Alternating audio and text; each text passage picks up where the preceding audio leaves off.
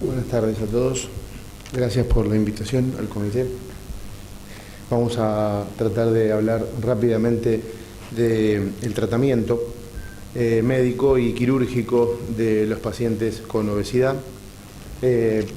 Haremos una reseña de no más de un minuto de la parte fisiológica para pasar puntualmente al tema en cuestión, el tratamiento, ¿verdad?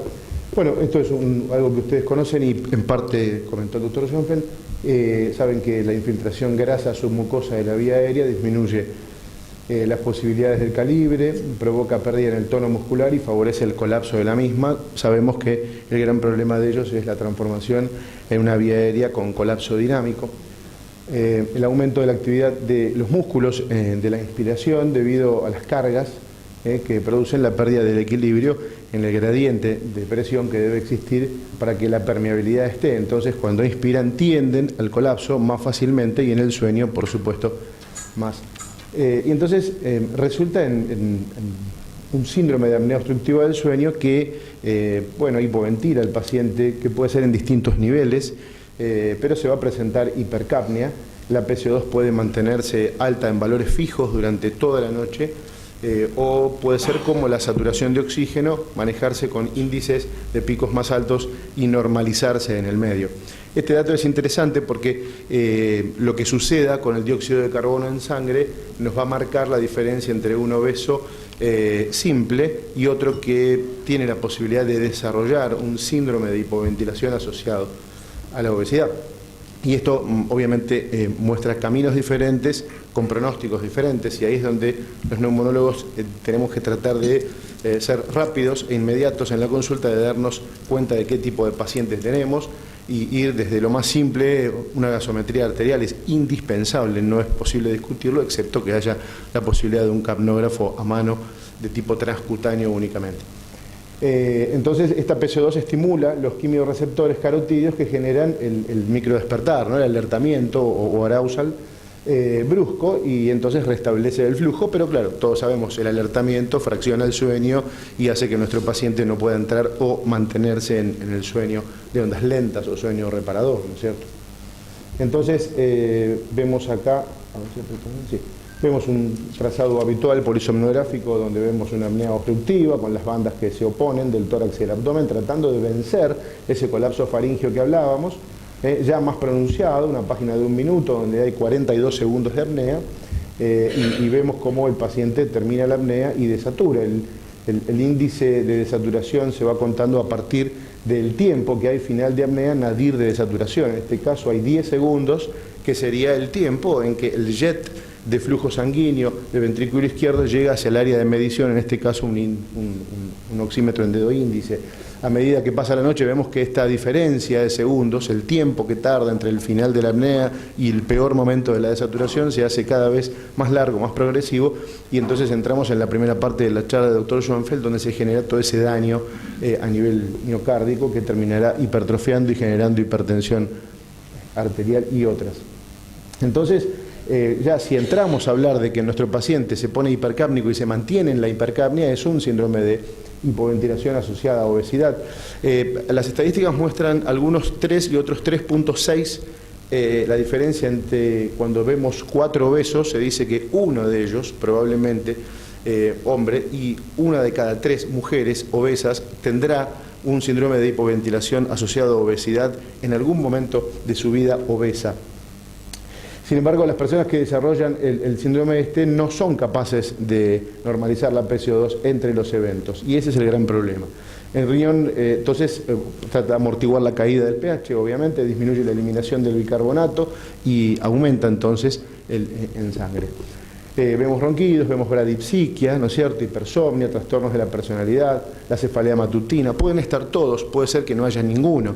Entonces, cuando yo enfrento a la consulta a un paciente que es obeso, si el motivo de consulta es otro, sí o sí tengo que abordarlo yo, tengo que buscarlo, tengo que hacer esa anamnesis dirigida hacia él. Porque tengo adelante un potencial hombre cada 4 y una potencial mujer cada 3 que tenga hipoventilación por obesidad, y vamos a ver cómo la mortalidad va cambiando, ¿no es cierto? La próxima. Vemos acá un trazado muy simple y básico de desaturación en el sueño, con sus desaturaciones rítmicas en la etapa del sueño REM. y vemos cómo la hipercapnia empeora aún más cuando perdemos el control, pero también se mantiene hipercápnico entre cada sueño REM, entre cada momento de descontrol fisiológico que todos conocemos. Entonces, esta hipercapnia que se sostiene siempre en valores anormales es la que nos va a hablar de esta patología. Fíjense en este trazado también polisomnográfico, se puede ver bien cómo les mostraba antes, los pacientes hacían apneas y desaturaban y resaturaban y se estabilizaban, pero otros no suelen hacer apneas, sino que el obeso que hace síndrome de hipoventilación se mantiene con limitación al flujo aéreo de 2, 3 o más minutos. Distintos consensos, español, norteamericano, marcan distintos tiempos, pero de todas maneras 2 o 3 minutos. Fíjense ustedes en este corte, si ven la señal de flujo, en este caso, irregular, siempre con un techo totalmente asimétrico, con distintas disposiciones en el sensado, mientras el tórax y el abdomen se mantienen bastante rítmicos. Sin embargo, del inicio en esta página de 1 minuto, esta señal de flujo no es lo mismo que esta señal de flujo, pero si yo voy una página para adelante, van a ver que esta señal es cada vez peor, más alterada, más chiquita, y el paciente está camino a la hipoventilación. ¿Sí? Muestro la anterior, muestro la que sigue.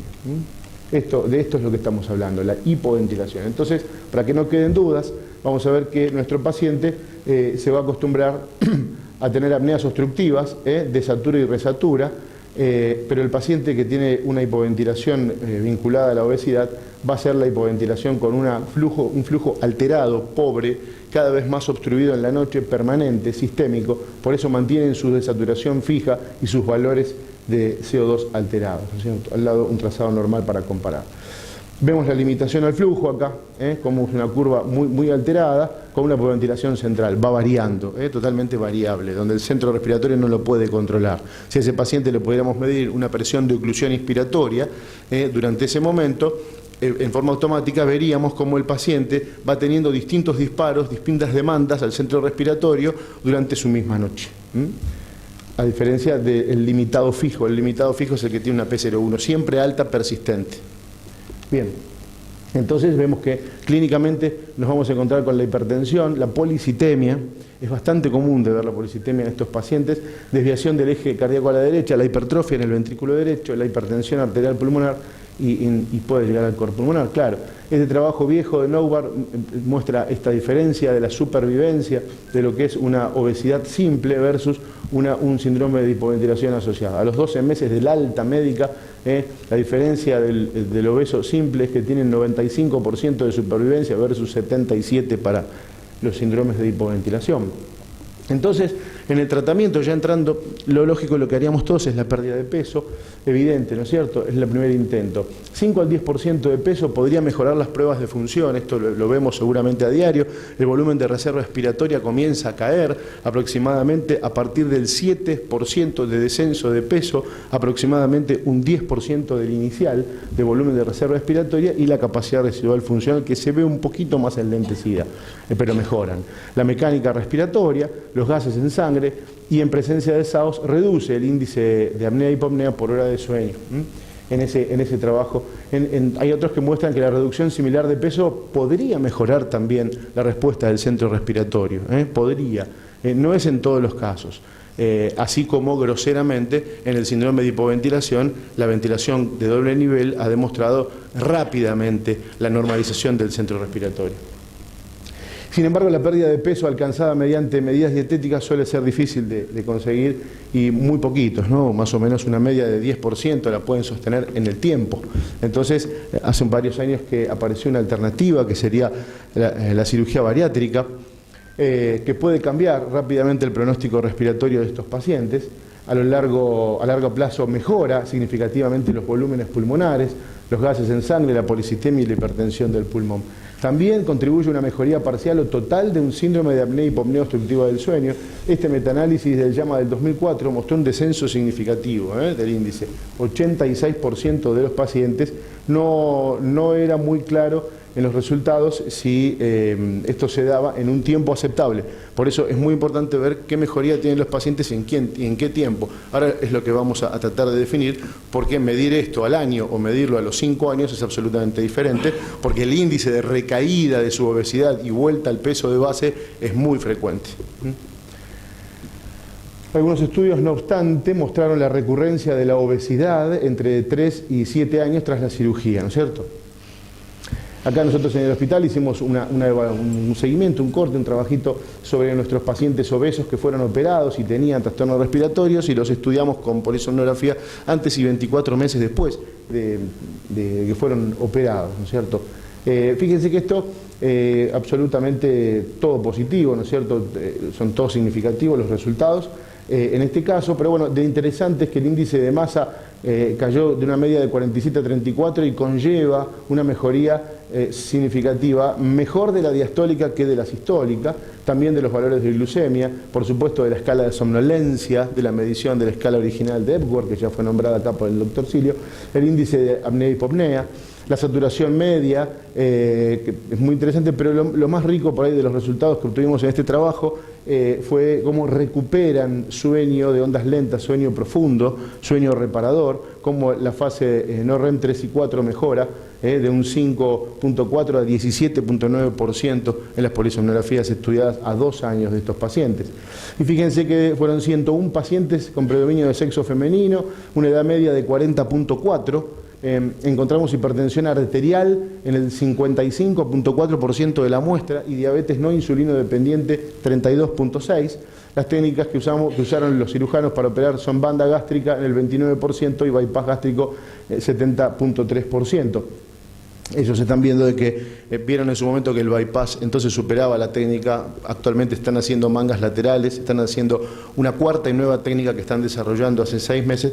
Este trabajo es un trabajo pequeño del hospital, pero va ongoing, está creciendo, está sumando, estamos acercándonos a 200 pacientes y bueno, estamos tratando de seguirlo en el tiempo, a ver qué es lo que sucede. Ya estamos viendo una recaída, por supuesto, de un gran porcentaje de pacientes.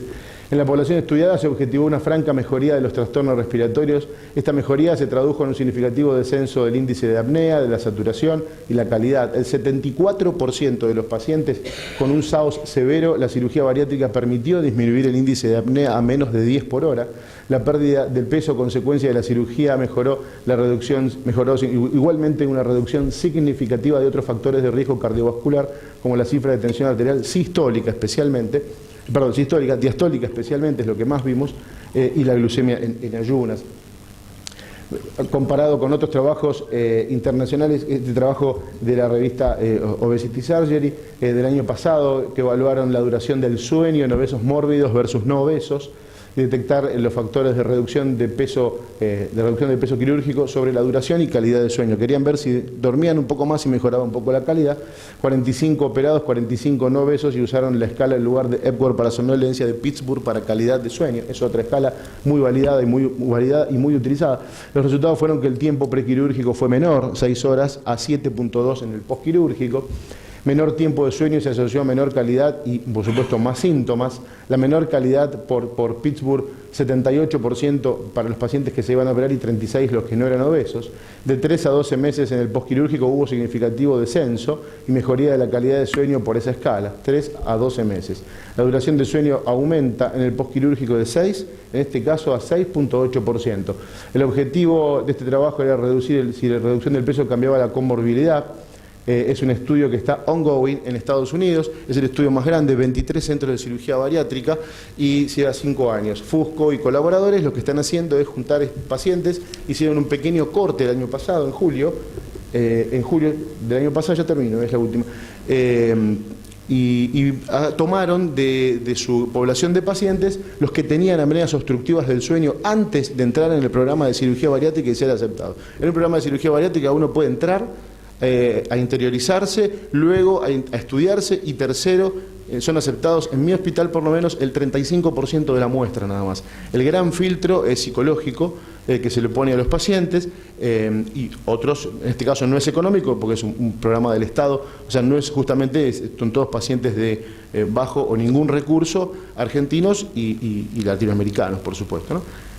Así que es muy fuerte el filtro porque en eso está la base y estamos viendo al tiempo que justamente los que desarrollaron más trastornos de ansiedad generalizada o otros trastornos psicológicos asociados fueron los que rápidamente han empeorado al segundo o tercer año en lugar de mejorar. Pacientes que han descendido hasta 100 kilos para ser operados y que recuperaron más de eso todavía, en muy poco tiempo. O sea, estamos hablando de un sistema de asociación de la alimentación y de estímulo del apetito tremendamente lábil por motivos que no son respiratorios, sino que lo respiratorio sería el impacto. Entonces les quería mostrar esta última diapo de que esta gente, su población fue de 395 y 117 tenían SAOS antes de operarse, síndrome de apnea obstructiva del sueño.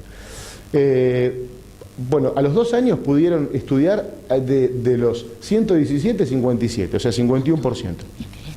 No es fácil encontrar a los pacientes, porque una vez que ellos se encuentran en mejores condiciones y clínicamente, volver a estudiarlos y buscarlos y volver a sacarle gases, bueno, ni les cuento, ¿no? Lo difícil que es. Pero bueno, hay que intentarlo.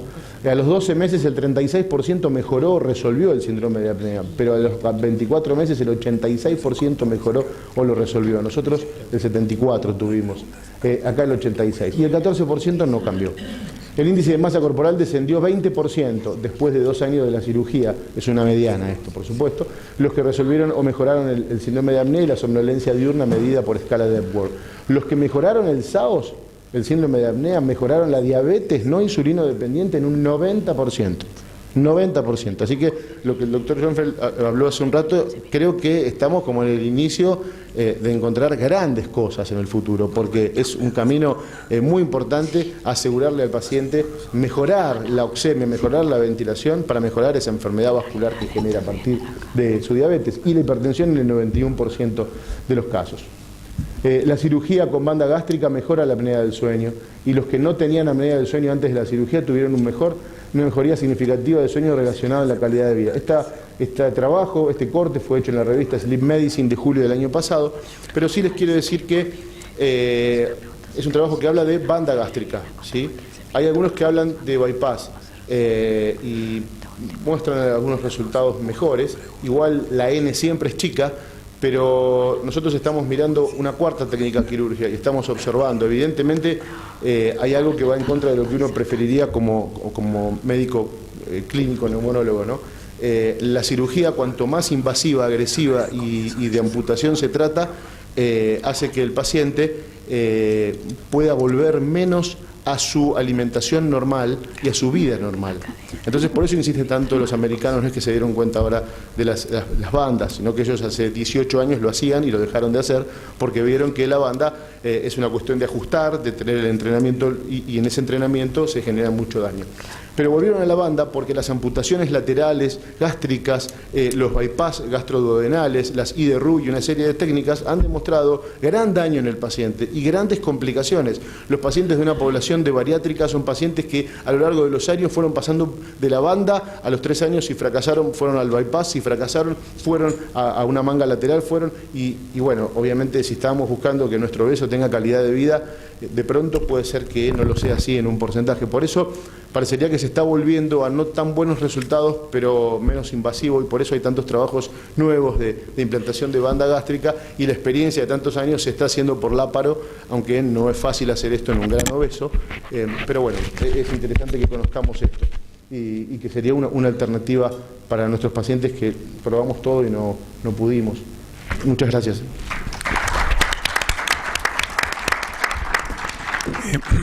Perdón, una aclaración. Hay un problema en el horario.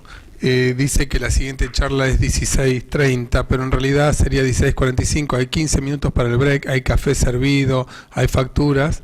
Así que ya estamos en tiempo. No sé si hay alguna pregunta, sería poco. A ver, el doctor, por favor. Viva voz, por favor.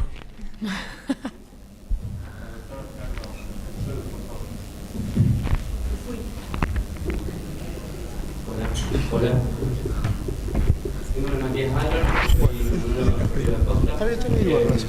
Mi pregunta al doctor Francesini es en realidad es una duda mía. Y me pasa que los pacientes que yo tuve para la evaluación de SAOS y posteriormente tenían programada cirugía bariátrica, entre las recomendaciones que se dan cuando tienen SAOS y están utilizando CPAP, se hagan con CPAP posterior al acto quirúrgico. El problema es que cuando vuelve para el control, 0 de los pacientes que tengo lo usaron. Está recomendado realmente para la banda gástrica, porque la mayoría de lo que yo había leído era para bypass gástrico, pero para la banda gástrica no sé, para no emocionarme yo, digo. Perfecto. Vos me decís inmediatamente después de la cirugía, estás hablando, en el posoperatorio o en el seguimiento del posoperatorio. No, el posoperatorio inmediato. ¿No? Sí. ¿Lo que sale? Sí. Yo leí por lo menos que está indicado. Sí, está indicado. La realidad es que hoy por hoy, hace un tiempo atrás, esto lo podíamos discutir mucho, porque bueno, obviamente el miedo a generar presión positiva en una cirugía recién hecha, hasta el mejor cirujano se le puede escapar y hacer una dehiscencia. Pero no, nosotros lo utilizamos, es fundamental, desde ya que una persona que tiene un SAO severo hace muchos meses o años, que recién fue operada, lo único que tiene en la vía aérea es lo mismo que antes que el día que se operó, es edema, es una vía aérea colapsable, es un compromiso neurológico local y músculos dilatadores de la faringe totalmente alterados o disfuncionantes, así que nosotros lo usamos, está recomendado, y nosotros el CPAP lo usamos en general. Ahora, la BiPAP depende si el paciente se encuentra en una cirugía de banda o si es una cirugía más complicada. ¿Por qué? ¿Complicada a qué me refiero? A que si hay mucha sutura, lo que hay que pedirle al cirujano en la previa que tenga en cuenta que la sutura, no solo que debe estar bien hecha, eso no hay que le hacer a un cirujano, pero sí pedirle que pueda utilizar material de alta seguridad, porque vamos a utilizar BiPAP en el posoperatorio y muchas veces una manga lateral o un bypass puede conllevar hasta 40, 60 puntos. Y los pacientes requieren su BiPAP en el posoperatorio, y como todo posoperatorio, no digo en quirófano porque por ahí está quien lo sigue, pero en terapia o en piso o donde sea siguiendo, la gente no tiene mucha experiencia. Si uno no es claro con esto, ante la duda en general no se le pone el que no conoce del tema, y es una indicación que hay que hacerla, hay que tenerla y hay que monitorearlo. Y si va a usar BiPAP, como son grandes presiones variables completamente entre la inspiración y la expiración, bueno, estar más atento con la clínica, con el examen físico y explicarle a quien no está entrenado esto que lo requiere y que es más el éxito de usarlo que el miedo a no usarlo para que no haya una dehiscencia de sutura, ¿no? Sí, mi respuesta es que sí, nosotros lo usamos y en ese punto nos va bien, en ese punto. Yo quisiera agregar una cosa a la respuesta del doctor, y es que cuando nosotros evaluamos, cuando nos piden evaluación neumonológica para una cirugía bariátrica, no dejemos, porque en general, no sé a ustedes qué les pasa, pero a mí me piden espirometría e informe, no piden muchas veces estudio de sueño. Como se dijo en la mesa, el fenotipo somnoliento es una parte, pero no un todo. Así que nosotros, antes de decir que está apto neumonológicamente, tendríamos que tener un estudio de sueño. Ese es el primer punto. Y si detectamos que tiene apnea del sueño, y es importante, hay que tratarlo previo a la cirugía, porque tener apnea del sueño es un factor de riesgo de una intubación dificultosa, porque los pacientes con apnea del sueño, ahí lo vio Julio, mostró Julio y demás, tienen mayor edema de glotis, bueno, tienen una serie de circunstancias que hace que la intubación sea difícil, y tendría que ir previo a la cirugía, mínimo un mes antes, yo no sé si en eso hay consenso, pero creo que alrededor de un mes antes, con su CPAP, de modo tal de que, primero, haga una compliance con el CPAP, porque teóricamente él va a seguir apneico hasta que logre un peso más o menos estable, y segundo, porque vamos a estar previniendo dificultades en el momento de la intubación. Bueno, ¿hay alguna pregunta más o damos por terminado? Bueno, muchas gracias a los presentes a la mesa.